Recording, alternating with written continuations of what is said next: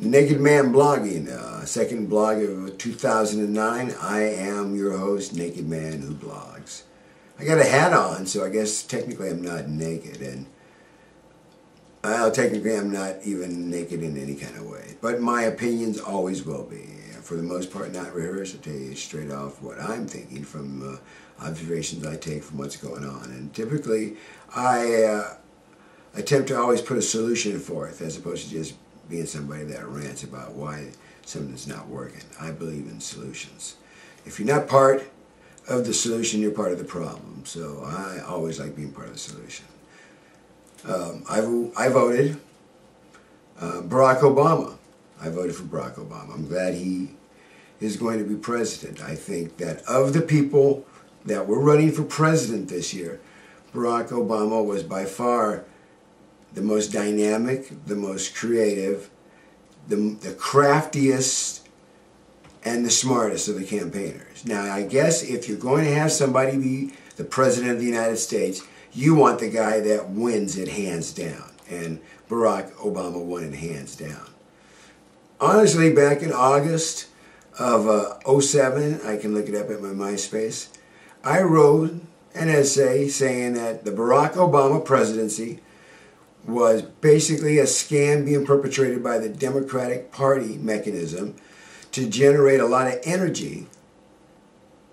They were basically going to use Barack Obama to get a lot of energy. You know, a lot of young voters will come out for Barack. A lot of voters, he'd get a lot of guilty vote, and then his charm and his intelligence will get the rest, or most of it. And then, at the very last minute, Hillary would win, and everybody that Barack had gathered would double Hillary's machine, and people that didn't like her couldn't resist her big bag of money, and she would be the next president of the United States. That didn't happen. And I think Howard Dean and the Clintons grossly miscalculated, underestimated, whatever you want to call it, Barack's presidency, his ability to be a candidate. He's a machine. I should know. I met Barack Obama back in 2004 when he was running for Senate in Illinois, down in Salem, Illinois. He came to a function there, and his people came to another one in Centralia. And at the second function, I did meet Barack Obama. I have the picture to prove it. And he wowed a little country town hall that 400 people were in that came from all over southern Illinois to be at Barack Obama in Salem, Illinois. And I was fortunate enough to be running the soundboard, so I was right there when Durbin and Obama were speaking, and got to mingle. He's a nice guy. He was a genuine guy. And he aloof a little bit, but friendly and seemingly very concerned. And he reached out. Now, he's president because of that, and he is tenacious, determined, he doesn't play, and he doesn't get his trigger yanked by people just yanking on him. That was a combination that has gotten him to the Oval Office, got him to the inauguration tomorrow. Now, the fact that he is an American who happens to be black and is of African descent or heritage, that takes us into a different level of orbit. And again, all Americans should be amazed that their country is really the place to be in the world right now. And it is a shining example. With all its faults, we are that Statue of Liberty out in that harbor of New York City. You know, we are that.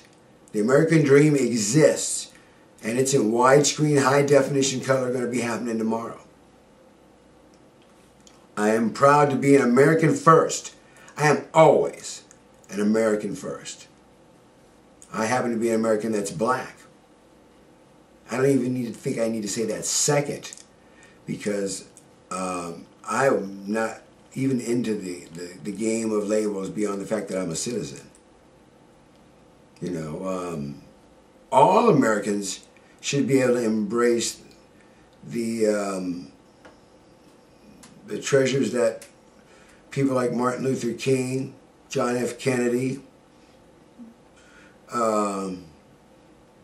all the people, Abraham Lincoln, George Washington, Grant,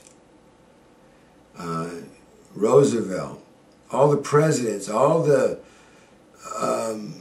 non-presidents that factored in, the Benjamin Franklins, the Crispus Attucks, you know, the Frederick Douglasses, you know, MacArthur. You know, our country's rich with heroes and moments where we stepped up and did the right thing at the right time, or tried to do the right thing, and paid dearly to do the right thing, and then got up and pushed on. This country's full of those moments. And this moment is one that, you know, we should look out of our borders and smile and say, you know what? You know, we are America. We are the United States of America, and we are a great force in the world for good. We aren't any particular person. We are not George Bush. We're not Barack Obama even. We're not John Kennedy. We're not Abraham Lincoln. We're not Richard Nixon or Gerald Ford or Jimmy Carter. You know, we're not Bill Clinton. We're not Monica Lewinsky. You know, we're not Madoff. You know, we're not Son of Sam. You know, maybe, you know, Davy Crockett, Jim Bowie, Sam Houston. We're not Lewis and Clark. We're all of these people. And that only happens in America.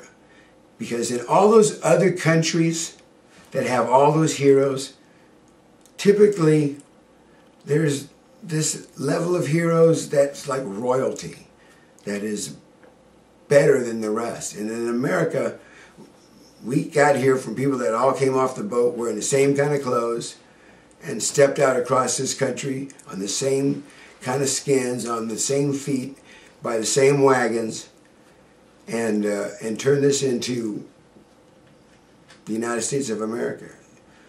Those countries over there have been there for centuries, thousands of years. They have history. They have buildings 4 times older than our country.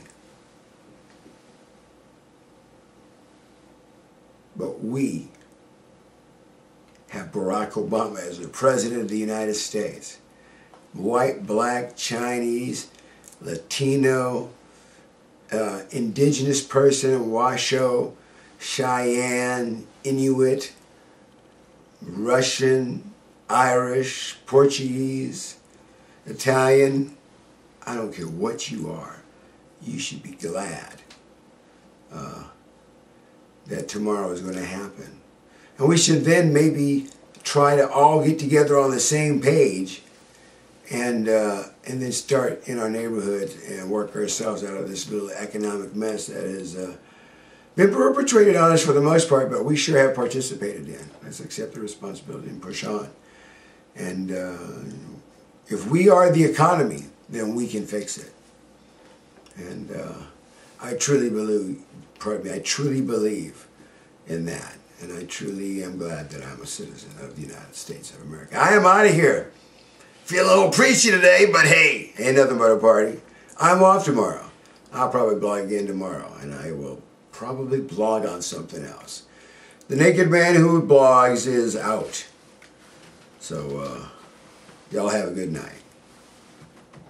Next time you talk to me, we will have a black president.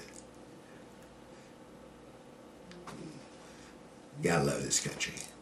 Gotta love this country.